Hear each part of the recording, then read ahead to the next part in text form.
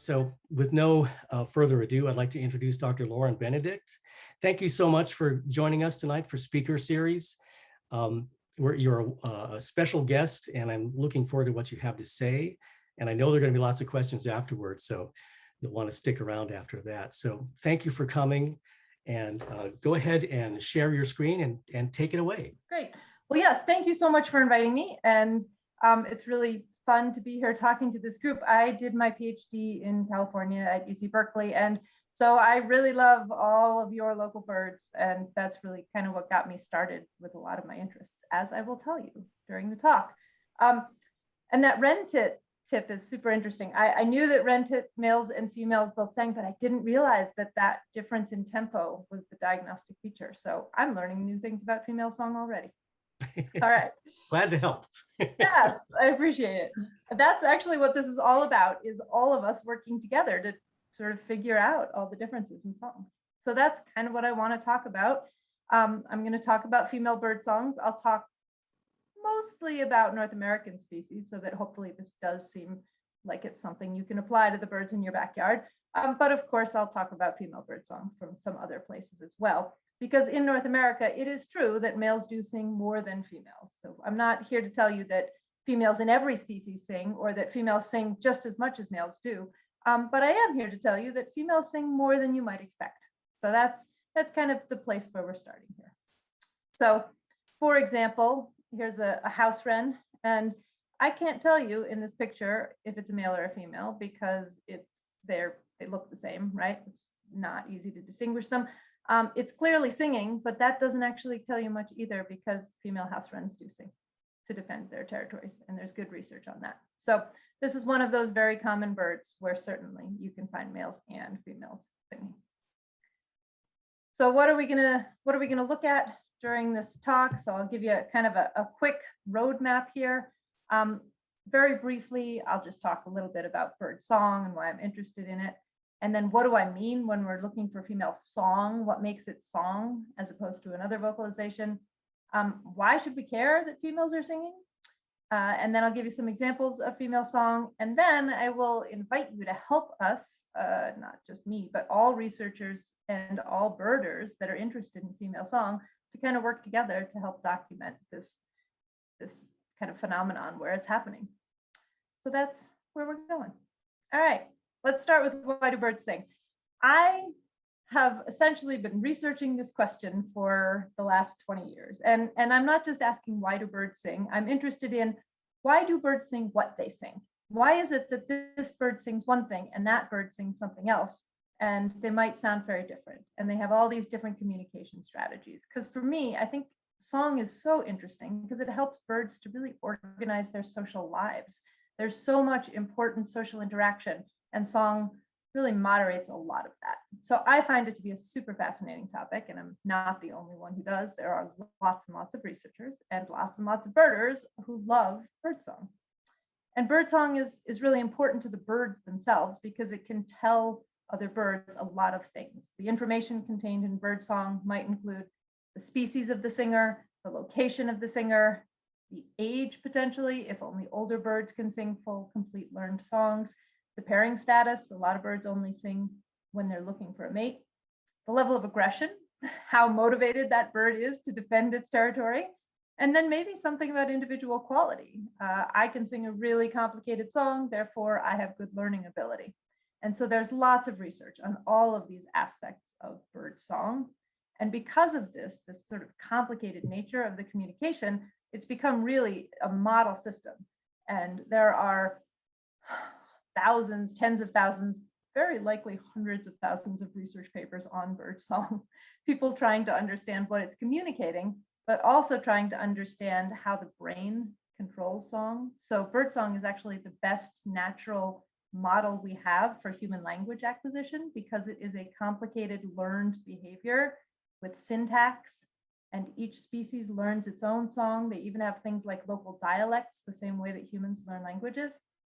And there are a lot of analogies in the genes that control song learning and language learning. So lots of research there.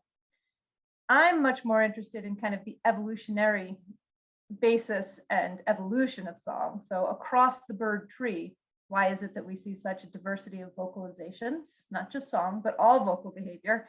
And how can we understand what creates just the beauty of these diverse songs in nature by studying these topics? So there's a ton of research on this, which is great, but from my perspective, it's a little bit incomplete because almost all of this research is being done on the male birds, as many of you are aware. And if we're only studying those male birds, we're really only getting half the picture, maybe hearing half the melody. And so what I'm going to argue today and try to give you some examples of is that I think we can really gain a lot by studying the females, and we can understand just the beauty of nature better, as well as some of these biological things like how brains work and how evolution works. So those are sort of the things driving a lot of the research that I do as a scientist. Now, how did I come to this? Well, it all begins with the California towhee. When I started studying California towhees, all of my colleagues in Berkeley told me, oh my God, you couldn't have picked a more boring bird.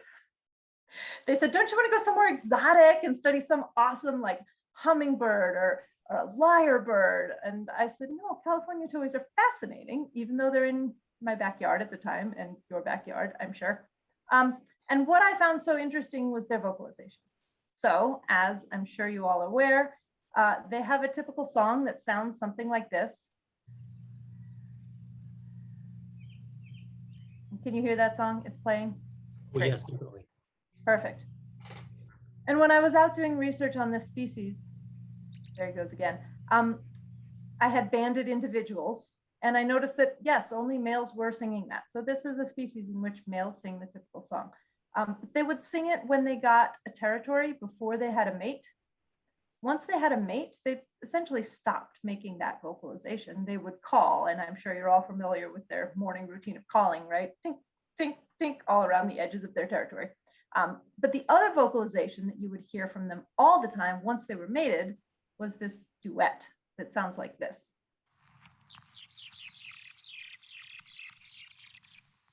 And that's the male and the female together. And they always make that sound when they approach each other. They use it to coordinate territory defense. And because this is a species that essentially mates for life and stays on their territory year round, that duet is a sound that they use much more throughout the course of their life than the song, which they only ever use when they're getting a mate. And so this focus on song seems to me a little off target, because in fact, this duet that males and females did equally was the thing that was driving their social interactions for the majority of the year and the majority of their life. So that's how I ended up studying that and really got into thinking about not just what males are doing, but the importance of female vocalizations as well. All right, and then once I was into it, there was so much to learn. I started studying a few other species. So I've done some work on warblers, and I've done some work on swallows, and yes, and Wilson's warblers and barn swallows, who do have female songs. So lots of species where you find this trait. Okay, so why then, if all these species have female song, are we sort of missing it? Why for a long time did we not realize that it was common in those species? Well, because as Matthew mentioned in his introduction, those old textbooks said that it was a male-only trait. So we essentially got a lot of this information from ornithologists working in Europe and in North America, where female song is somewhat rare, and that rarity caused people to assume that it was absent. And so textbooks had definitions of song that included the fact that it was male only. So here's a textbook. And this is the very first thing that it says in its section on song. It says, male birds of a number of species sing a courtship song to attract a mate and as a form of resource defense. Anybody want to guess when this was published? I'll just tell you because I know on Zoom it's hard. 2020, last year. Oh my God. So, our sort of changing understanding, there is still a prevalent idea in a lot of, the birding and ornithology world that it's a male trait, but it's not. I'm absolutely here to tell you it's not. So how do I think we should define song and female song in particular? Well, here's one stab at it. I don't know that this is perfect, but my colleague Karen Odom and I tried, we attempted, and this is what we came up with. any long, complex vocalization given by birds, especially during resource defense or mate attraction situations. Now, it is notoriously hard to define song because, of course, the vocalizations of birds are so variable, and there are songs and there are calls, and lots of different birds give lots of different vocals. But this was an attempt, and we liked this because that long, complex vocalization part distinguishes songs from calls. But at the same time, this definition is not sex specific. And you'll also notice that it's not confined to just songbirds, the perching passerine songbirds, because if we eliminate all of those other birds from our studies of song, we're missing out on some really fascinating, complicated vocalizations. Like, for example, hummingbirds are not songbirds, and parrots are not songbirds, but they have amazing vocalizations from males and females. So a good definition, I think, could include all of those species. And we are not the only ones who think this. There are lots of groups redefining song. And essentially what we want to do here is not define female song, but just say this is bird song, and it should apply to males and females. Some people who agree with us are the authors of the recent Cornell Lab of Ornithology Handbook of Bird Biology. Their definition is that song is an often loud and sometimes complex vocalization used to attract mates or to compete with members of the same sex. Not so different from ours. Both say it's relatively long and complex, so there's something about the form of the vocalization that makes it a song. And there's something about the function in that it is used by birds to attract mates and defend resources. So if those are the pieces we're looking for, then we can start to identify a whole range of female vocalizations as song. So for a few examples of things that we think this applies to, here's a dark-eyed junco. Males and females both make that typical trill that you're probably familiar with. I'll play an example. I think it'll go a couple more times while I'm talking here. Maybe. There we go. So if we call this song in the males, shouldn't we call it song in the females too? So based on that form, because it's the same in the two sexes, we can argue that this is song. We also could find species in which we know the function of a relatively long, complex vocalization. So here's a species, not a North American species, obviously, but female alpine axe centaurs have been studied, and we know that they use song to attract mates in courtship. And it's been shown, really cool research by Naomi Langmore has shown that the songs of individual females indicate their quality. So females who have more complexity in their songs lay more eggs in each clutch and are potentially honestly indicating that they are better at breeding by having a more complex song. So that is clearly functioning in in mate attraction and good communication with your mate about reproduction. And then there are plenty of species in which we've got the form and function criteria fulfilled. So here's one. This is a stripe-headed sparrow. And we know in that species that male and female songs sound quite similar. If you hear them, you can't necessarily distinguish which sex it's coming from because it is a monomorphic species.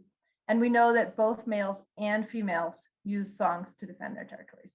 And this is known because researchers have gone out and color banded birds so that each bird has a unique combination of colored bands on their legs, and you can tell which individual is which. So if you know, okay, that's the female over there because she's got a red band and a blue band, and that's the male because he's got a green and a yellow, you can monitor their songs and you can see who's singing. And when they did that, researchers found that in this particular species, females actually sing more than males. This is a tropical species. And like I said at the beginning, in North America and in Europe, males tend to sing more than females, but there are plenty of tropical songbird species and other bird species where females do a good amount of singing. I think that if all of the textbooks had been written originally by Costa Ricans and Australians, we would not have the impression that females don't sing because in those places, females do sing very frequently. Okay, so if you're on board with this definition that song is a long, complex vocalization given by birds, especially during resource defense or mate attraction situations, maybe we can just call this bird song now, and we don't have to call it female song.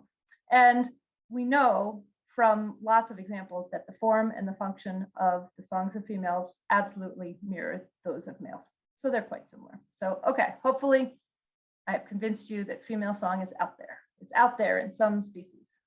And why should we care then if it's happening? Why do I think this is important or worth thinking about? Well, what I just told you is that the form and function of female song mirrors the form and function of male song. So if we care about male song, which we obviously do, because we've written hundreds of thousands of studies on it, and so many people have listened to it and, you know, written classical music that incorporates it and enjoyed the sounds of it. If we do that for male song, then I think female song deserves all the same attention. Additionally, there is more and more evidence that female song is more widespread than we had thought. And I probably have already convinced you of that because I've given you a whole bunch of examples, but just to sort of expand on that, it's widespread across the entire tree. So here's the bird tree of life, if you will, and you've got things like ostriches on these branches over here, and you know, we've got some penguins, and we've got some albatrosses, and then we've got some parrots and our perching birds and songbirds. And across all of these groups, there are really fascinating female vocalizations. So for example, in cranes, there are wonderful vocal duets between males and females, and lots of really interesting things going on. We haven't perfectly quantified exactly how widespread female song is and how common it is, because I'm not sure we have great data. We don't always know whether females sing in every single species, but people have tried to put some numbers to this, and they've done so the best among songbirds. So this little branch of the tree out here, if we think about songbirds, so these are just perching birds, all of our little perching passeriformes, passerine birds, we have a good estimate of what percentage of those species sing.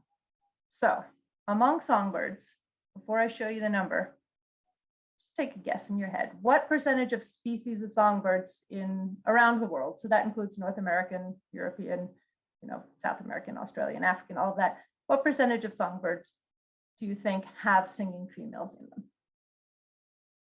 Okay, got a number? Maybe. The estimate is 64%. I don't know if that's close to your number or not, but I think a lot of people would guess that it was much lower. So certainly the author of that ornithology textbook, who said only males, he didn't say only, but he said males sing, would have guessed that it was much less. But in about 2/3 of songbird species, there is good evidence that there is female song. And this is all species around the world. So as I have said, it is more common in tropical areas, in Australia, in Central America, in Africa, and so on. You get more singing females. But it's not that uncommon in North America. So now I'll ask you, take another in your head guess at what percentage of North American songbirds do you think have female song?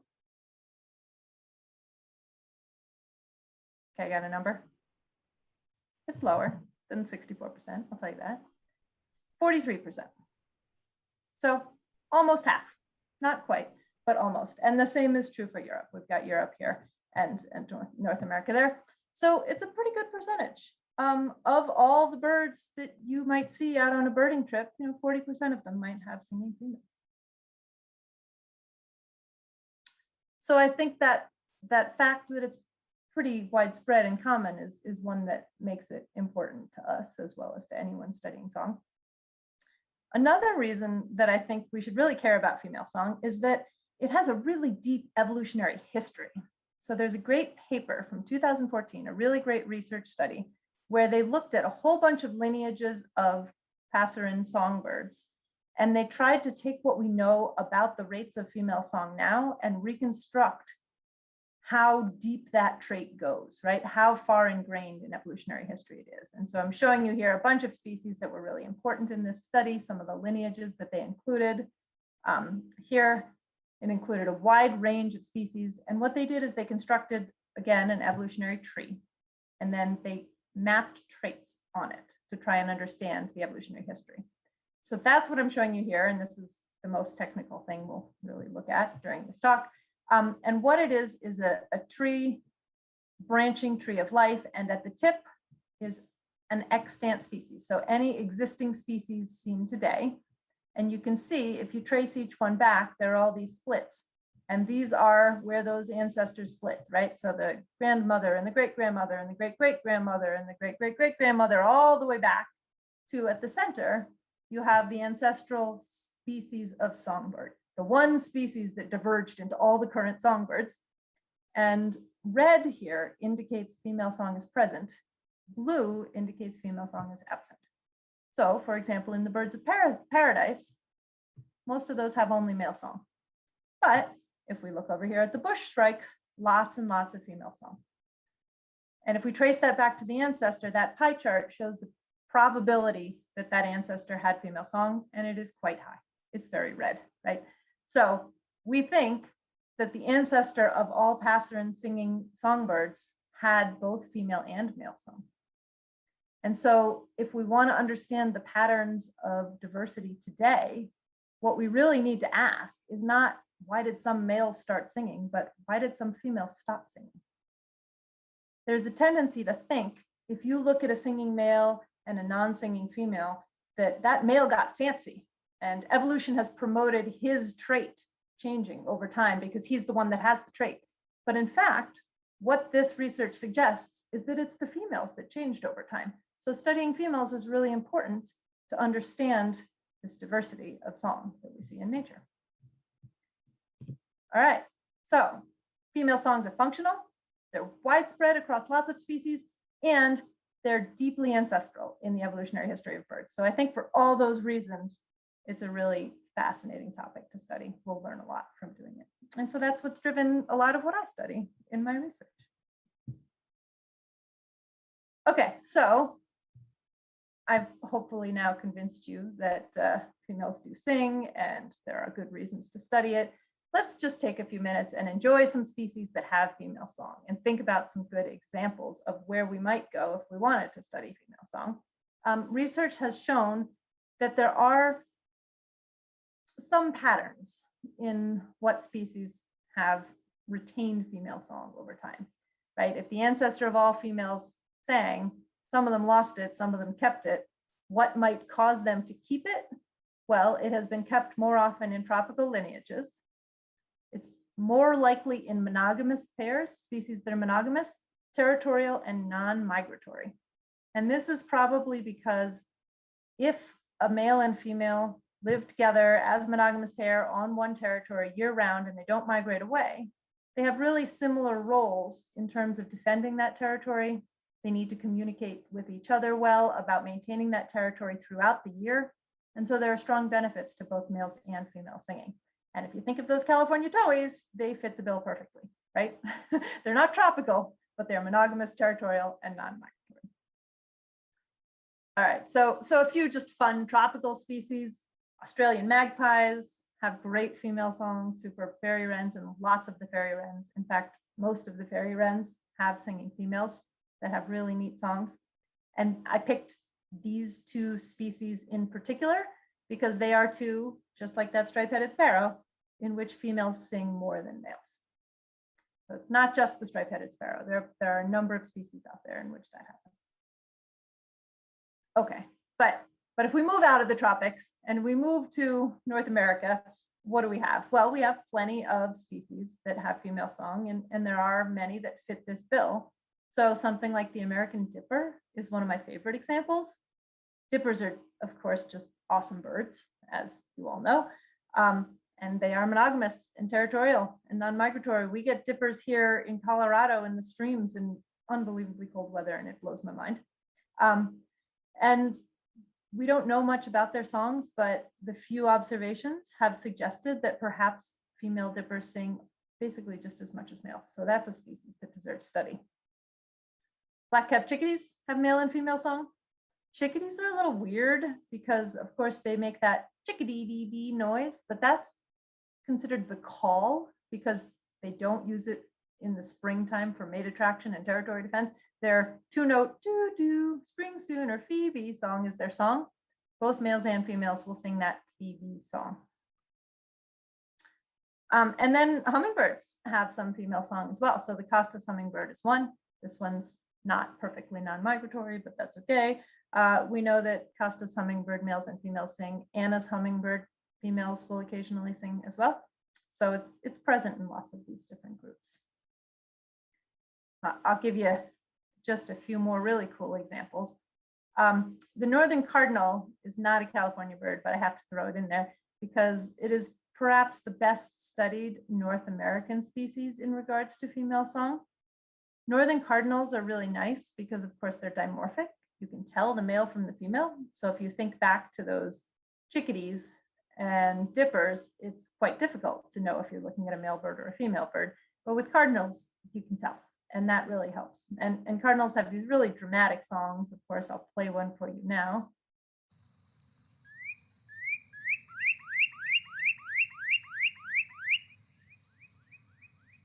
Just beautiful songs. And what we know about northern cardinals is that male and female songs sound similar. You can't tell from hearing it whether you're listening to a male or a female, although you can tell from looking at it.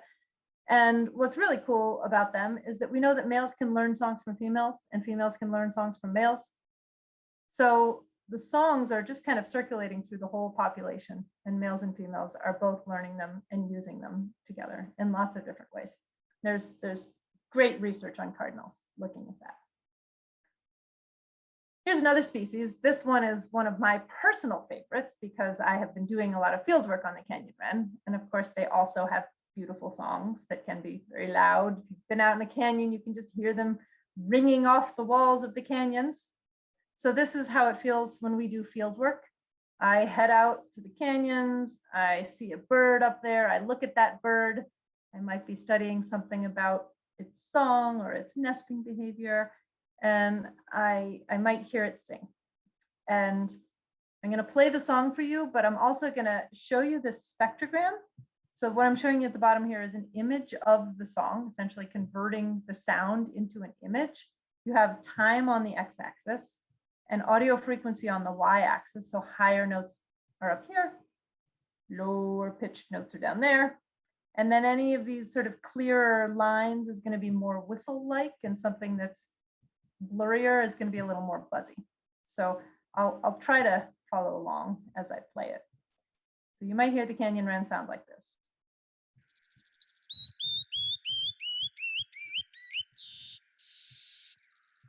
And again.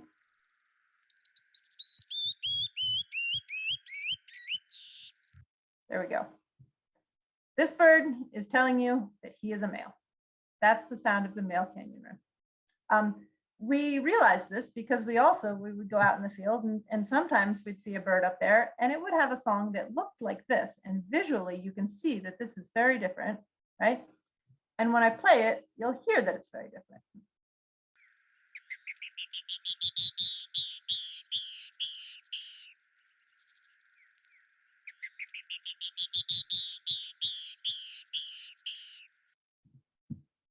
That's the song of a female canyon wren.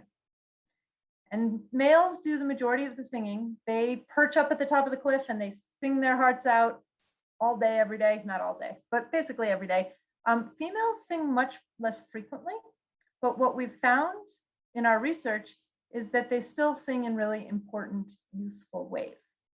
The songs sound really different, and because they sound different, a singing female clearly indicates that she is a female, and she will use that song to defend the territory against other females. She doesn't come in and sing to defend against males, but if you play the song of a female canyon wren on her territory, she will be right there singing back at it. So they have the same function. They're both used in resource defense, but they're directing that resource defense. They're kind of dividing it up by sex. So females defend against females and males defend against males. And then in addition, males use their songs as just a general broadcast song that they're here and it's their territory. And so you hear the male song more. But they're both, I would say, really important for defending that space. Okay, and then there are lots of other species, and I always have to illustrate a few more that are not songbirds, in which you have really interesting, not just female songs, but duets, where males and females are both vocalizing and they're combining them together in predictable ways with really kind of nice, predictable timing. And so here's a great species, a great example of an owl duet, right? We've got this barred owl here, And again, I'm going to show you a spectrogram so you can see on here what it's going to sound like. And I'll play this one for you.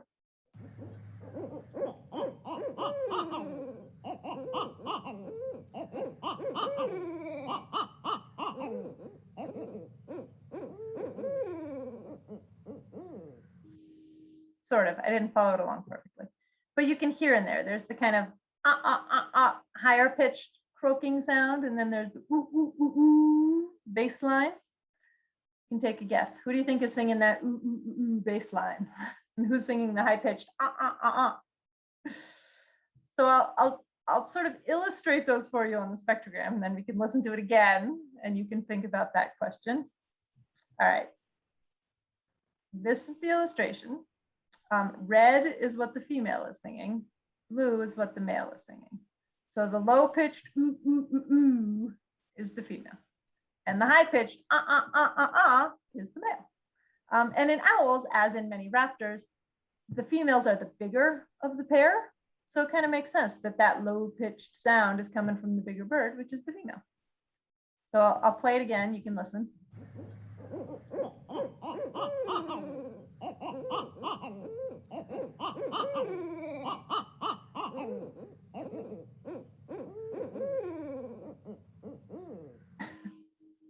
There we go. Isn't that a fun one? It's remarkable. So that's a really neat duet. It's of course not the only duet. I already played those California Towhee duets for you. The most exciting duetters, I think, are probably a lot of the Central and South American wrens. And so if I'm going to talk about duetting, I have to give you some examples of them because they're just amazing in what they do. So there are a number of species of wrens that have really interesting, varied partner duets. I'll show you first and play you an example of the rufous and white wren. And this is from research by the Dan Mennel and his colleagues, and they have marked very nicely on the spectrogram the male part and the female part, and you can see the male part and the female part kind of overlap. So I'll play this.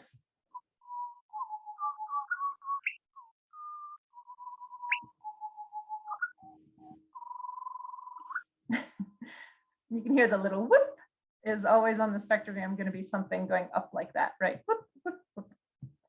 And in that species, males and females will kind of each sing their own parts, and they'll overlap them a little differently each time, which is not so different from what those California towhees do. So that's similar to what I was studying with the towhees. Other species are more precise. It's also, I would say, not so different from what the spotted owls do, in that or the barred owls, in that they're overlapping their males and females kind of different parts differently each time. But then there are some species in which when they duet, they have super precise timing. And here's one example of that. So this is the happy wren. If you were to just hear this song, or even just look at the spectrogram, you would absolutely, or at least I would absolutely think that this was just one bird singing, because the timing is so precise. And what the spectrogram is showing you here is that there's a male part here, and then there's a female part. And then there's a male part, and then there's a female part. And I'll play it for you and see if you can pick apart the two birds singing.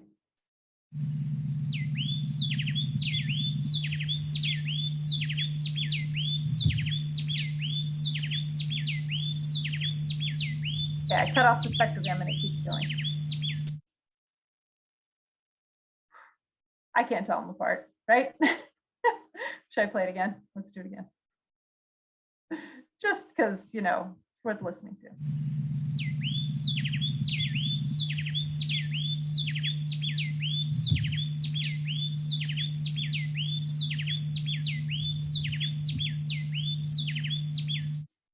And this isn't the only species that does such precisely timed duets. There are a number of Central and South American wren species that do that. And there's all kinds of really cool research on this. One of my favorite is research showing that they've measured kind of what's happening in the brains of the birds as they are singing their partner duets and listening to their partner duets. And because we know so much about bird brains and how they control song, we can get really precise about what exactly is going on and what neurons are firing in the areas that control song. And what they find is that the male and female essentially their brains are firing pretty much the same way when they are singing and when their partner is singing, but they're only producing the song when it's their turn to sing. So in their head, they're singing both parts. They're like hearing both parts in their head, but then they're only singing their part. And how they coordinate that is fascinating, but it's not that different. I mean, I think about, I have been in choirs and choruses before, and when others are singing, you're absolutely thinking what they're singing, right? You know what they're going to sing, and then you chime in when it's your time. And it's really sort of cool to try to get in the head of a bird and think about what a male and a female might be responding to and thinking about when its partner is singing. Fun stuff that you can do with bird songs. Okay, so what species have bird song? Well, I have already told you a whole bunch. Here's just a lot of things that we've talked about most of, and this is only the tip of the iceberg. These are just species that I've mentioned so far, and this absolutely is not all species with female song. Just some examples that we kind of know a lot about. And even though we know all of those species and that there are a lot of species out there with female song, I don't think that we have the whole picture yet. I really don't think that we have identified every species with female song. And I have personal experience with this because, for example, just last year, I worked with a team that published research on barn swallow female song, and it was the very first research paper ever that focused on barn swallow female song, despite there being, I think we did a literature search and found like 2,000 papers on barn swallows. It's a really well-studied species, but nobody had published on female song before. So it's clearly something that we're just starting to get the data on, essentially. And I have other sort of lines of evidence that we don't really have good estimates of female song. And this is my favorite. And this particular example that I'm going to give you now, I think illustrates that we all have a kind of bias in our head and a tendency when we hear a singing bird to assume that it's a male, because of course that's what the textbooks say. So why should we not assume that it's a male, right? This happens. And so, for example, these stripe-headed sparrows, which you remember before we talked about, that have female song, we can think about what we know about them from the scientific studies with those color-banded birds, where we saw that females sang more than males. And then we can look at what the kind of general public assumes about these birds. And the way we can do that is by seeing what people have contributed to public databases and libraries. So if you look in the Macaulay Library, which is, as I'm sure many of you know, linked to eBird. If you record things on eBird, it goes into the Macaulay Library, or if you just are an audio recordist, you can donate your recordings to the Macaulay Library, and they archive all of these wonderful recordings of birds. And in the Macaulay Library, I looked recently, and there were 54 recordings for this species that were marked song. And of those 54, 9 of them were marked male. So that's a lot that were unmarked, which is, you know, not marked male. So that's interesting, but 9 were marked male. You want to guess how many were marked female? Yeah, it's 0. Despite knowing from the scientific evidence that females sing more than males, in the public libraries, we have far more male recordings than females. And I think that just illustrates kind of the biases that are out there, and you know, that we're going to have to sort of deal with as we try and get more and more data about female song. Luckily, this is absolutely changing. So although there was, yes, that one textbook published last year that's still focused on male song, there are lots of other studies and textbooks and resources that are focused on bird song in general and that are incorporating female song. And just in the last few years, I've seen a real explosion of research on this topic and just data on this topic, which is fantastic, because I think the biggest challenge for us, all of us right now, is that it's sort of an unknown. We don't know how often females sing because it hasn't been looked for enough. But when we look, we're starting to see it. So, for example, here's an article about cerulean warblers, where they found female song a couple of years ago. Here's one just from earlier this year, March of 2021, where they demonstrated female song in dusky-capped flycatchers. And I think this one is really one of my favorites. Oops, my darn it, my screen share thing is in the way. So I can't read the quote, but you guys can probably see the quote down here, because essentially the researcher who's the lead author of the paper says, yeah, I would have guessed that males sang more. But when we went out there and actually marked the birds and recorded them and collected data on their sex, turns out that females sang more than males. Huh, who would have guessed it, right? So we have to go out and look, and we might start to find these patterns. And of course, the challenge with flycatchers and so many other species is males and females look alike. So it's very easy to look at a bird and hear it singing and assume that it's male if the female looks just like the male. So that's one thing that's really hard to deal with. But sometimes by watching behavior, and the more we do research on these birds and mark individuals, the more we're going to start to learn more about the differences between the sexes. So if you want to go out and you want to do that, you want to start to try and figure out what species might have female song. Well, where do you begin? First of all, that Macaulay Library is a great resource. So if you go to macaulaylibrary.org, a lot of people who are uploading their recordings, if they are recording female songs, they're marking them as females. So you can always look through recordings and see what you find there. If you've never used Xenocanto, that's another fantastic resource that is just an open public data sharing space for songs, and people upload all kinds of natural sounds to that. And there are tons of bird songs on there.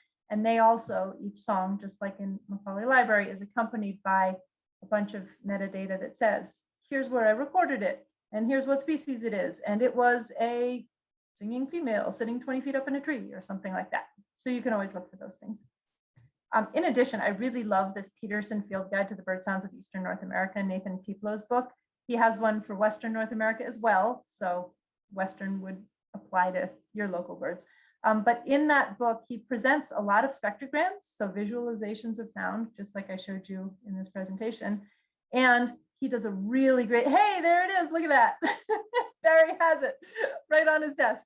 And he does such a good job of indicating what sounds come from males and what sounds come from females. And he does that for all species. So like, for example, there are all these ducks that have really interesting sex-specific vocalizations in ducks. And he illustrates those really nicely. In addition, you can always go to the Birds of the World. This is a paid subscription service. So if you don't have a subscription to Birds of the World, maybe your library does. But there's a lot of information in there about sort of as much as we know about every species of bird. And so if female song has ever been reported in a particular species, then it should be noted in the Birds of the World report. And then finally, we're starting to get some of this onto things like All About Birds. So if you look at All About Birds, the page for the Bullock's Oriole now has song, song, song, female song. Look at that. It's just like, basketball player, basketball player, basketball player, female basketball player. But there it is. It's an example, a tangible example of female song in some species. And unfortunately, we don't have a ton of recordings, so not all species with female song actually have this on All About Birds, but it's starting to be there, and the more people see it, the more they'll realize that female song is even a possibility. And then the best resource, which I have to plug, which is not my website, but this was created by a collaborator, Karen Odom, is this here, this femalebirdsong.org. And if you go to femalebirdsong.org, it gives you a lot of information about female song in general, what target species we might really benefit from learning more about. It gives you examples of female song that you can listen to. And it's just a fantastic resource for all things female song. And on there, it also tells you if you see female song, or if you're listening for it and you record something that might be female song, how can you contribute to kind of that general knowledge database? And one of the best things that you can do is, if you do use eBird, is make a note of it in eBird. If you have a recording, that's great. Even if you don't have a recording, you can always just write in the observation notes that you saw what you think is a female singing, and describe why you think it's a female and what the song sounded like. And all of those things are really fantastic. And then anybody looking for information on that species can find it. So the more eyes and ears we have out there looking, listening, and documenting, the more we all as a group are going to start to understand this phenomenon and how common it actually might be among our local species. And just to give you an example of someone who did that, my friend Justin Stahl sent me an email earlier this year, and he was like, hey, we have this female rusty blackbird hanging out on San Clemente Island, which is a little weird because yes, this is their range, but apparently it happens enough that there's a little red vagrancy dot over here. And this female rusty blackbird spent the winter there and spent enough time there that he would see it repeatedly and documented it clearly as being a female in photographs, and then made a recording. And in that recording, he has really great documentation of that female singing. And then he wrote notes. You can see female surprisingly singing. And then he has the notes there describing what he saw and what it was doing, etc. According to Birds of the World, females do sing. So this is not the very first report of this, but this is great information about when and what time of year they sing and where and why they might sing. So all things like that are really great data. There's also really fun things as well. So here's a nice Western species. You can recognize this one. Mm-hmm. So this, of course, is a female, and Ted Floyd, who's the editor of Birding Magazine, a year ago now? Yeah, a little over a year ago, tweeted about this one. And in this tweet, he includes this video.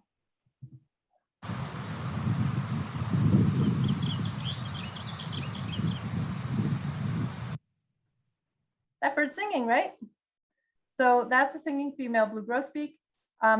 And what's interesting about that one is that if you go to the Birds of the World report on blue grosbeaks, it actually doesn't say that females sing. It says only males sing. So clearly some of our current existing sources are wrong, but video evidence like this is really compelling as we're rethinking that. Okay, so I hope that if you guys are interested in female song and see female song, you'll share that knowledge, and all of us together really can start to understand it better. And knowing more about female song, I think, is really valuable. And I'm going to kind of end with a couple of lessons and why I think it's valuable.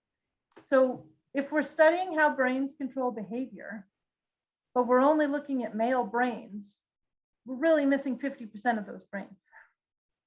And in species where males sing more than females sing less, males sing more, you can look for comparisons that help us understand differences in how the brains work with lots of vocal behavior or a little. If all you ever study is the males that sing all the time, you only get data on one set of singing behavior. But studying females gives you a really nice point of comparison. And that's probably really important once you start looking across species, because there's a whole range of species in which males and females sing the same, or they sing really differently. And by looking at all those differences, we'll learn a lot. Also, back to that bird tree of life, if we want to understand how vocalizations have evolved to be so diverse and wonderful and beautiful across all of these different groups, studying them in males and females is going to help with that.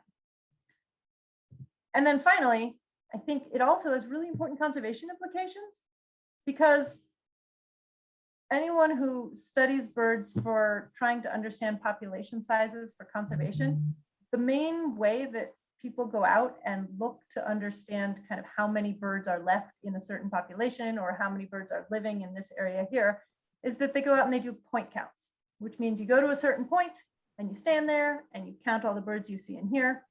And if you assume that all the singing birds you hear of one species are male, and then you double that to get the total number of individuals that might be on territories in that area, you get a certain number. So I hear 10 singing birds, I might conclude, oh, that's 10 pairs in this area because those are the males, 20 total birds. But if females are singing as well, and you hear 10 singing birds, that's only 5 pairs. And so those estimates of population sizes could be completely wrong for certain species. And if we know when it's males and when it's females, we can get much better estimates of how big populations are, where they're living, where males and females are going, and all those kinds of things. So back to the wren tits, you can start to look at things like where males are hanging out in the habitat and where females are hanging out in the habitat. Even if you can't see them, you can hear where they are and then conserve a habitat appropriately. So there's a lot really that female song can bring us there. Okay, so with that, I will encourage you all to please, check out the website, look, listen, document, share your observations of female birds. I've got femalebirdsong.org up here. This other website that I'm putting up here, galacticpolymath.com. This is, if you happen to be a teacher of elementary or middle school aged kids, there's a lesson on female birdsong at this site that can be used in middle schools to help kids understand science. And it's a really cool example of female song there. And so with that, I want to thank everybody who has been involved in all of this. I am not just talking about my research here. I am absolutely talking about the research of many, many scientists who have really brought together all this. And then also many, many citizen scientists and public scientists who have documented female song. So this is my contact information. If you want to follow up, please do. And now I would love to answer questions. Yeah. Oh, Lauren, that was fantastic. Maybe do you want to stop sharing your screen for a moment so we can see people's faces? Absolutely.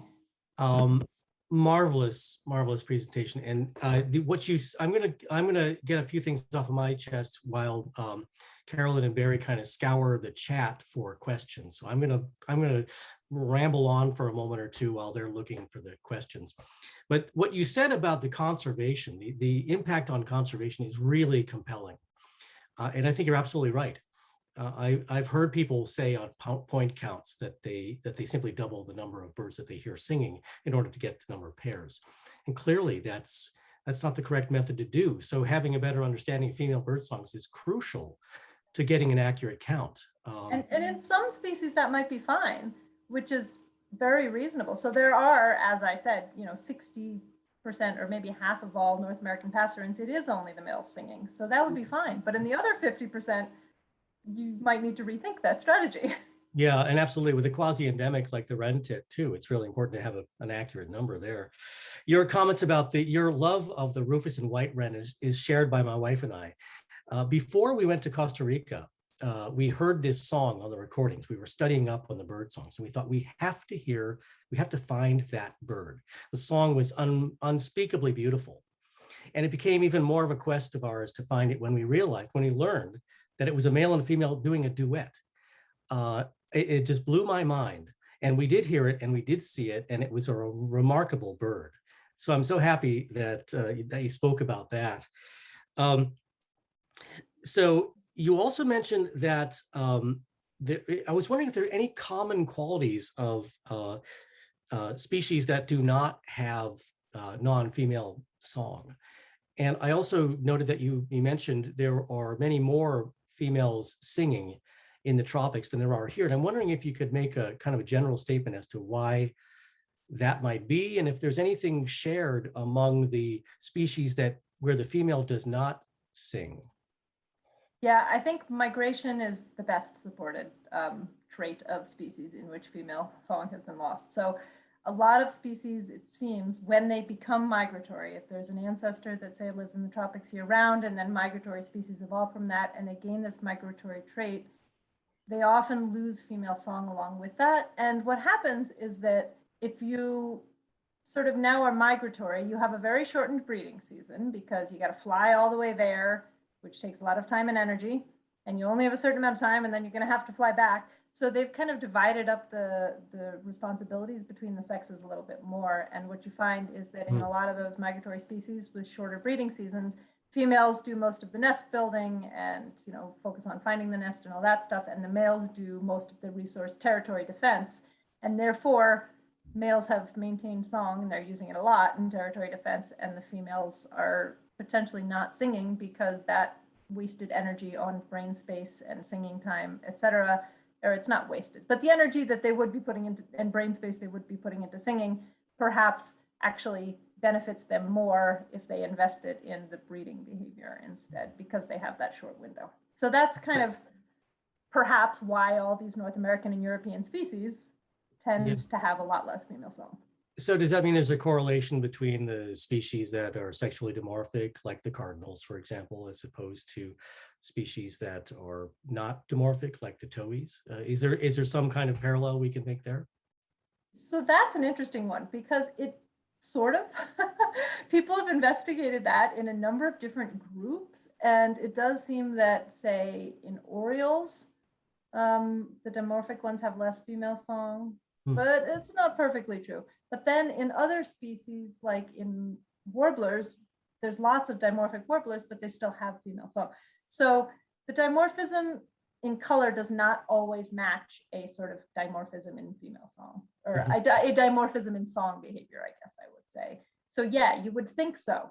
In fact, a lot of researchers have made that hypothesis, but the research doesn't quite support it all that strongly.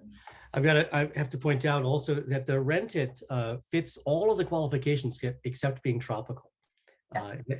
So one of our great species here, and I encourage everybody who hasn't noticed that difference to go out there and listen for it, because once you detect that difference, you'll never forget it, really, and it gives you a greater appreciation for the tiny range that the rentits have, only 100 square yards or so, very small range, and they are monogamous. So it's a kind of a wonderful thing. Anyway, I'm getting a message from Carolyn. I believe we've got 4 questions that are ready to go. Can you shoot those away? Yeah. So on this immediate topic of division of labor, would you theorize that's possibly the case for the shrikes? About half of those had lost female bird song. I think that's very likely, yes, because actually shrikes, and they're in a family with boo-boos, and a lot of the tropical shrikes and boo-boos have really neat, elaborate duets, and we don't seem to have that in the North American ones, in the more migratory ones. And so, yeah, I think that's very likely the case, that they come from a group that has a lot of female song in its ancestors, and it has changed when they've become migratory. So yeah, so sad, right? We live in a place with so many migratory birds, and that means that we have less female song. Alrighty. So do the duets, or when we have species that are engaged in duets, do they occur more often or only at certain times of the year, like the spring or mating season, or is it a year-round interaction? That kind of varies by species, but for a lot of them, it can be year-round. I mean, I would hear California towies duetting through the winter when I was living there. I don't know if you guys hear it in your yard sometimes in the winter. I do, and I did quantify this. I was not studying them as rigorously in the winter as I was in the summer. It did seem like it was less frequent in the winter. But a lot of species, you do hear it year-round. And particularly in those tropical species, they are defending a territory year-round. So yes, they will continue to duet year-round. But there are, so all the research on duets suggests that birds use it both for defending a territory, but also for communicating with their mate about their partnership. And depending on how each particular species uses it, you might get slightly different patterns throughout the year. So if they are defending the territory and it's a really packed area where they need to defend it year-round, then yeah, you'd get duets all year round. But if what they're doing is duetting with their partner to coordinate the onset of breeding, then you would only get it more often in the breeding season, and you actually do find different patterns in different species. So that wasn't a very definitive answer, but it's because lots of species do lots of different things. Yeah, and a lot of different factors going into it at the same time. All right, do you have a theory about why females sing more in the tropical regions in particular? I'm assuming it has to do with resources, but.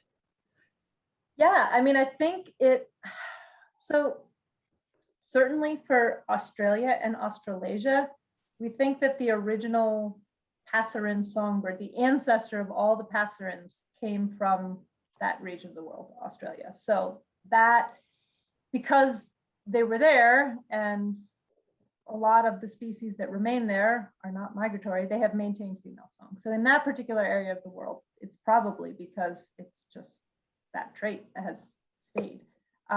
In the other tropical species, it's very likely because, well, they're not migrating, so females haven't lost it there, but that year-round territory occupation by both males and females in a place where there are a ton of competitors, because so many birds live in the tropics, mean that it's really important not just for the males to defend the territory, but for the females to do it too.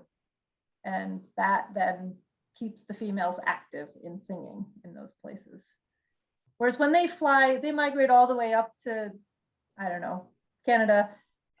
There's a lot of space there. And yes, you have to defend your territory, but there's a lot of space and there aren't nearly as many birds there as there would be in the tropics to defend it from. So maybe one bird can do it by himself rather than needing, you know, two partners to do it together. We've got a question. When you're studying male and female songs in the field with regards to a monomorphic species, how do you determine the sex of the birds? Yeah, so I put color bands on them, but I realized that not everyone can do that. So I was going to ask something similar, actually. No.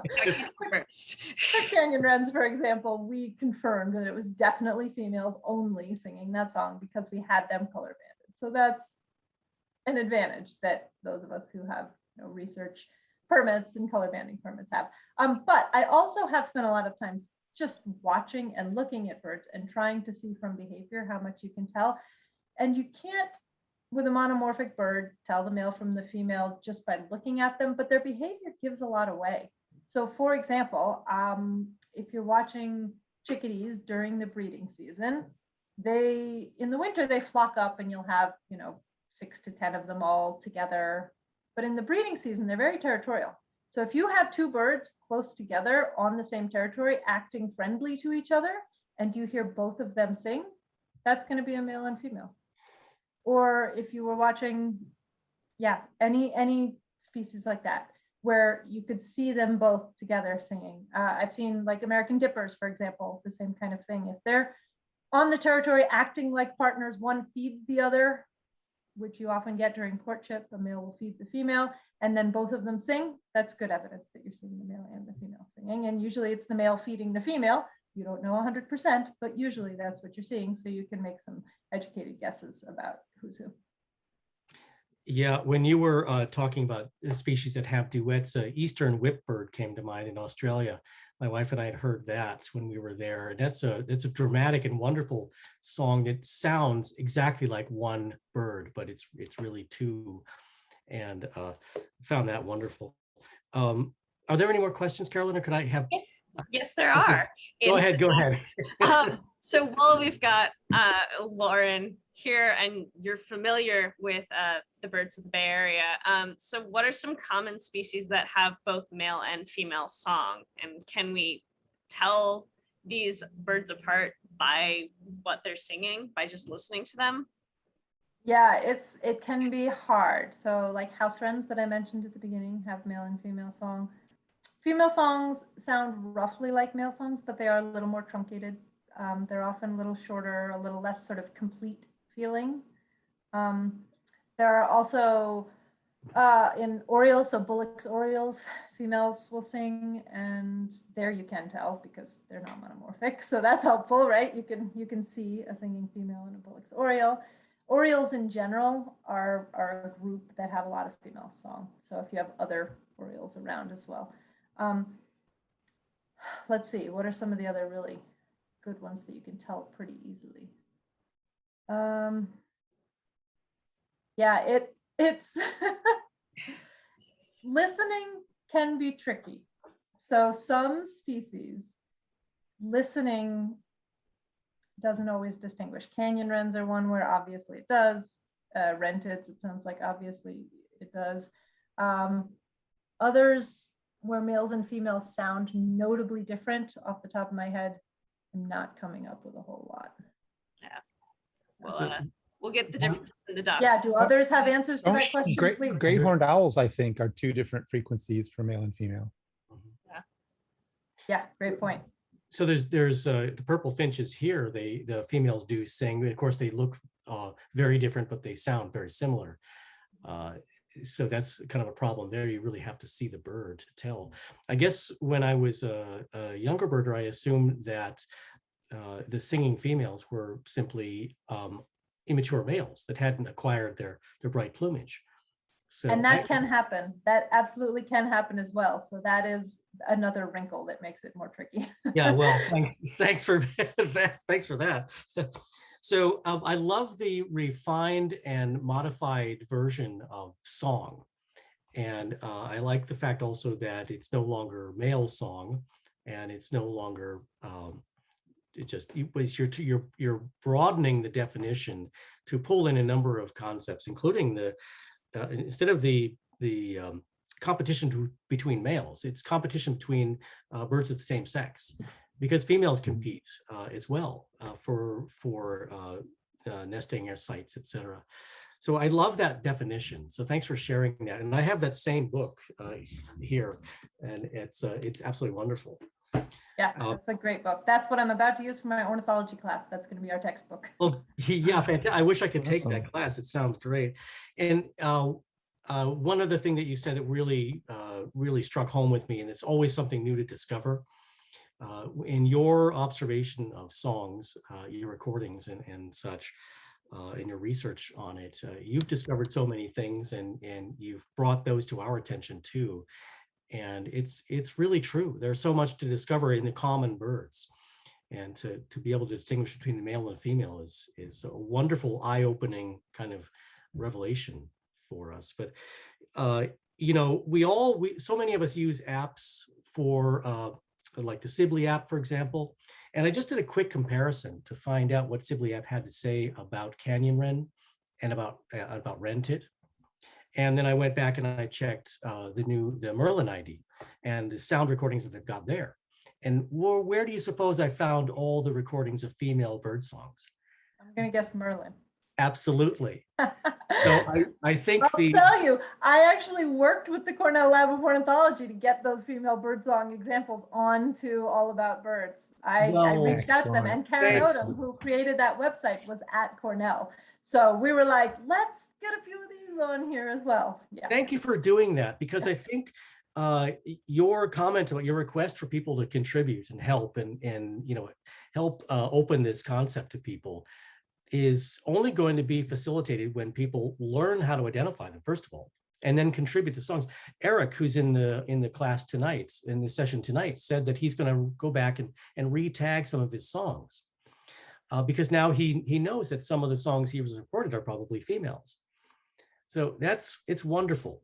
And I don't know if there are any more questions, Carolyn, are there? I talk a lot, it seems. We're good this time. Yes, well, I want to say I am seeing all of these comments, and these are fantastic. Thank you. I appreciate all of these comments. Well, we can send you the chat so you'll be able to read it. Tonight's presentation was marvelous. One of the best presentations I think we've had. This is a brand new, underappreciated topic, and I'm sorry that it's brand new. I think that we should have been talking about this decades ago. Thank you for all your work and for staying up late and being with us here tonight. So anyway, with that, I think maybe we'll sign off unless there's any business I haven't covered. Barry, Carolyn, nothing? I think you got everything. Yeah. So Dr. Lauren Benedict, thank you so much for making the time to speak with us tonight. Now, when you get a chance, if you would email me your mailing address, we have a thank you to send you. So I'd like to get that off to you. And just to tell you one more time, the work you're doing is fantastic. I can't wait to go out there and start listening for female bird songs and just totally reimagine what I'm hearing. So thank you so much. And thank you everybody for being here tonight. And we'll have another speaker series pretty soon. So good night, everybody. Take care. Listen to those songs. Good night, everyone. Yep. Great to talk with you all. Bye-bye. Lauren, nice meeting you. Good night, Matthew.